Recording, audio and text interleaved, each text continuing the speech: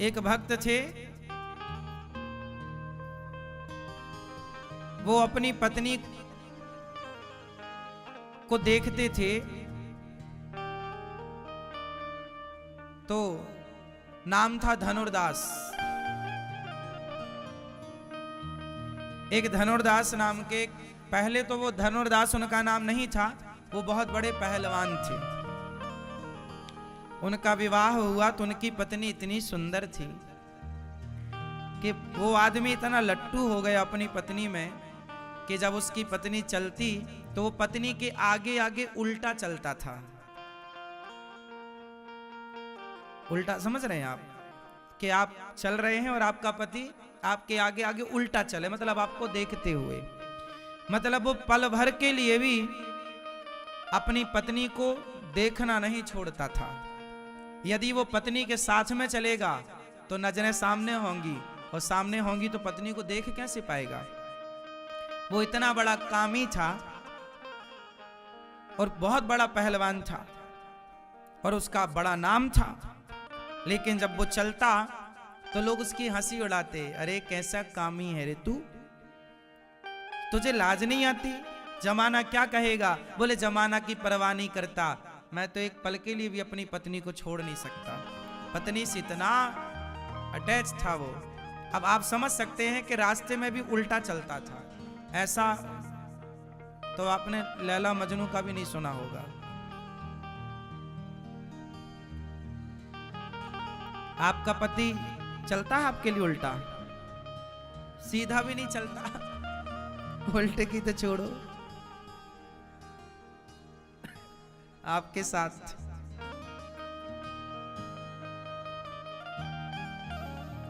पर ये उल्टा चलते थे। एक दिन ये घटना है दक्षिण भारत की। तो एक दिन रामानुजाचार्य जी मंदिर जा रहे थे रंगनाथ भगवान का दर्शन करने। गोदावरी नदी के किनारे रंगनाथ भगवान विराजे हैं। तो श्री रंगनाथ भगवान का दर्शन करने चले श्री रामानुजाचार्य जी मतलब आप श्री रामानुजाचार्य जी आप दर्शन करने के लिए गए। तो इन्होंने देखा कि वो धनुर्दास जा रहा था सड़क से और सारे लोग हंस रहे थे उस पर। तो रामानुजाचार्य जी की नजर पड़ गई। रामानुजाचार्य जी ने पूछा लोगों से, भाई ये कौन आदमी है? तो लोगों ने बताया, गुरुजी ये यहाँ क्षेत्र का बहुत बड़ा कामी आदमी है। ये अपनी पत्नी से इतना प्यार करता है कि सड़क में जब पत्नी कभी निकलती है तो ये उल्टा उल्टा उसको देखता हुआ जाता है। रामानुजाचार्य जी बोले, यदि ये पीछे नहीं देखा, पत्नी को ही देखता चला और गिर गया तो? बोले उसे गिरने की परवाह नहीं है। बोले गिरता भी है तो वो अपने को नहीं देखता, पत्नी को ही देखता रहता। रामानुजाचार्य जी बोले ये तो बहुत बड़ा अच्छा आदमी है। लोग बोले अच्छा नहीं है, पूरा गांव हंसता है इस पर, जोरू का गुलाम है। कि सड़क में जब ये इस तरह देखता है तो घर में किस तरह से देखता होगा।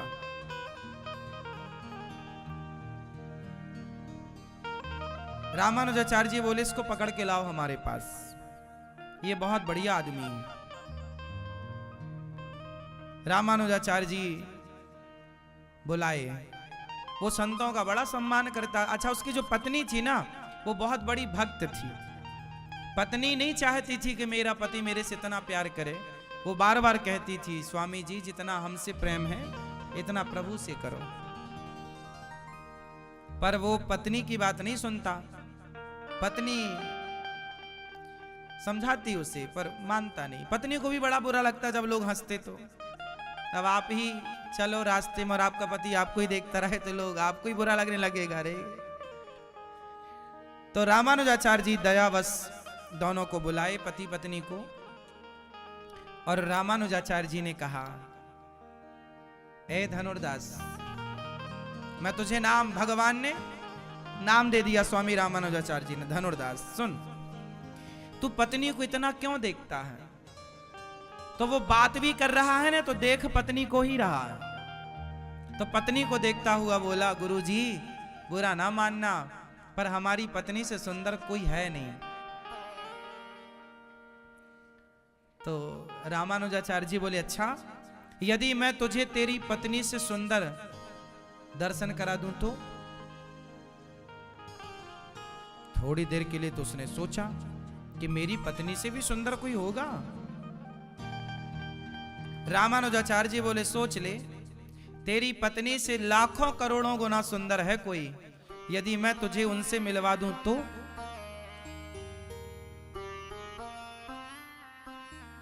अच्छा दर्शन कराओ, मिलवाओ, हम देखें तो सही कि हमारी पत्नी से भी सुंदर कोई है।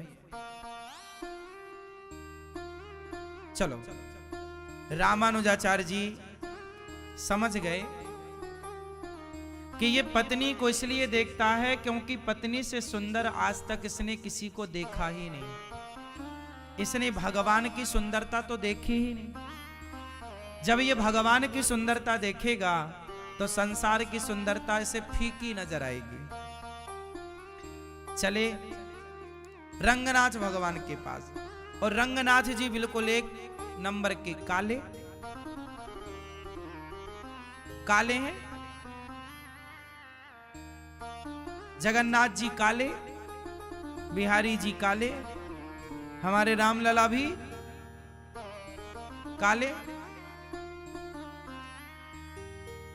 अब भगवान ने रंगनाथ भगवान से बोले, प्रभु ये कामी को ला रहे हैं जैसे तैसे, तो हम पकड़ पकड़ के ला रहे हैं आपके पास, और आप भी ये काली छवि दिखाओगे ना तो कहेगा कि इससे अच्छी तो हमारी पत्नी है। हमारी पत्नी देखो कितनी गोरी है। तो भगवान से रंगनाथ रामानुजाचार्य जी बोले, हे प्रभु ये अपना काला वाला स्वरूप बिल्कुल ना दिखाना, आप अपना सुंदर वाला स्वरूप जरा एक झलक इसको दिखा देना। एक झलक ही दिखाना, ज्यादा नहीं, उतने में काम हो जाएगा। रामानुजाचार्य जी लक्ष्मण जी के अवतार हैं। साक्षात भगवान रंगनाथ जी बात करते थे रामानुजाचार्य जी से, बातें होती थी। तो रामानुजाचार्य जी ने कहा, प्रभु ये भक्त है, इसे दर्शन दे दो। पर्दा बंद था, रामानुजाचार्य जी अंदर थे, धनुर्दास को बाहर खड़ा कर दिया, बोलना देखना, आंखें खोल के रखना।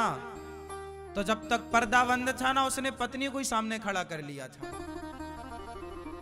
बोले तब तक किसे देखूं? तो पत्नी को देखा जाए।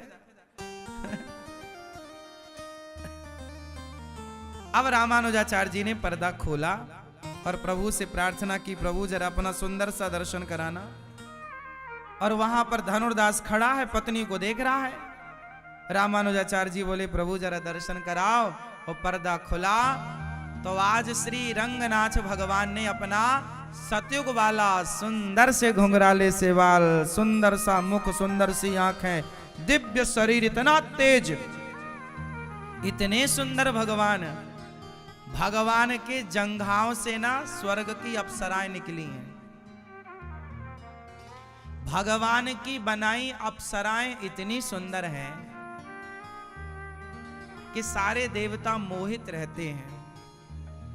भगवान की बनाई स्त्रियां इतनी सुंदर हैं कि संसार का हर पुरुष किसी न किसी स्त्री पर, किसी न किसी का मतलब है अपनी पत्नी पर। संसार का हर पुरुष किस पर मोहित है? स्त्रियों पर। वो भगवान आज जब धनुर्दास को देखे ना, तो भगवान जरा मुस्कुराए, और जब मुस्कुराए तो पत्नी से उसने नजरें हटाई और पर्दा खोला और भगवान को देखा। और भगवान रंगनाथ जी ने जरा मुस्कुरा दिया। भैया उस मुस्कान पर ऐसे मर गया धनुर्दास के, इसके बाद पत्नी की ओर नहीं देखा। चरणों में गिर पड़ा, हे प्रभु एक बार और दिखाओ। अब तो बार बार वो भगवान को दिखाए, भगवान को देखे। थोड़ी देर तो भगवान ने दर्शन दिया, और फिर उसके बाद तो रंगनाथ जी थे, रंगनाथ जी का दर्शन। अब तो वो काले से सांवले से रंगनाथ भगवान पर ही फिदा हो गया। फिर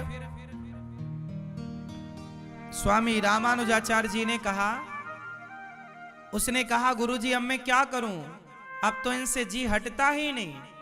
रामानुजाचार्य जी ने कहा मैं जानता था कि जो प्रेम करने वाला होगा वही भगवान से प्रेम कर। तू अपनी पत्नी से सच्चा प्रेम करता था, तो सच्चा प्रेम जो जगत से करता होगा वही सच्चा प्रेम जगन्नाथ से भी कर सकेगा। जो जगत से झूठा है वो भगवान से सच्चा कैसे हो सकता है? जो जगत में सच्चा है वही भगवान के लिए भी सच्चा होगा। तू सच्चा था इसलिए मैंने पहचान लिया। और फिर भगवान स्वामी रामानुजाचार्य जी ने उसे वहां का पुजारी बना दिया। उसे वहां का पुजारी बनाया। बोले तुम दोनों पति पत्नी यहां सेवा करना। अब दोनों पति पत्नी बड़े आनंद से सेवा करते। अच्छा पत्नी तो भक्त थी, अब ये भी हो गया, पर गृहस्थ में दोनों। रामानुजाचार्य जी ने कहा कि आप गृहस्थ में रहिए, गृहस्थ में रहकर प्रभु की सेवा। इसलिए श्री संप्रदाय विरक्तों की भी गद्दी है और गृहस्थों की भी गद्दी है। अर्थात गृहस्थ संत भी होते हैं और विरक्त संत भी होते हैं।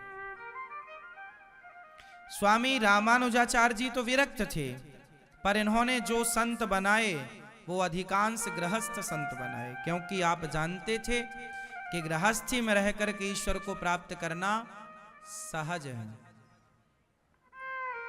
गृहस्थी में रहकर भगवान को पाना सरल है, विरक्त होकर ईश्वर को पाना कठिन है। विरक्त आप हैं, आपकी गृहस्थी नहीं है, तो आपके मन को, अच्छा गृहस्थों का मन ज्यादा भटकता है, शादी के पहले मन ज्यादा भटकता है कि शादी के बाद? उत्तर हाँ तुम बताओ। शादी के बाद तुम्हारी हो गई, तुम्हें कैसे पता? अच्छा मम्मी पापा को देखते हो? हाँ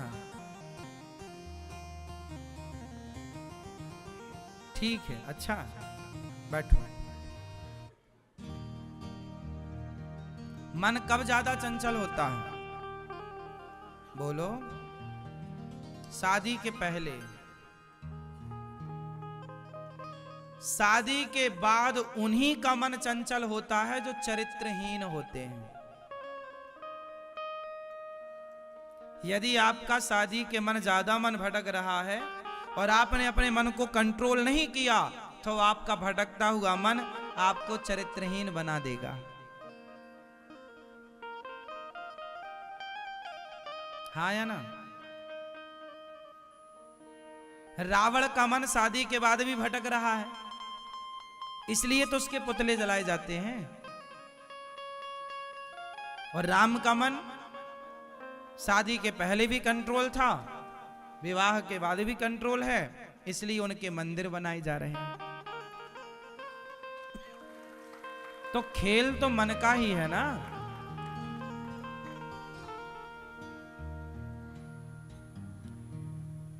इसलिए गृहस्थ व्यक्ति अच्छा होता है, गृहस्थ आश्रम बहुत अच्छा है, लेकिन कब?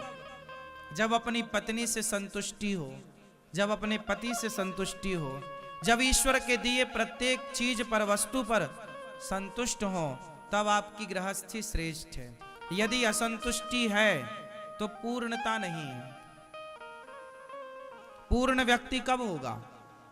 जब संतुष्ट होगा। संतुष्टि ही आपको पूर्ण करती है, संतुष्टि भर देती है, और असंतुष्ट आपको, असंतुष्टि, असंतोष आपको खाली रखता है। हाँ या ना? भरना है तो संतोष लाइए, खाली रहना है असंतुष्ट रहिए, जो कि ऑलरेडी लोग हैं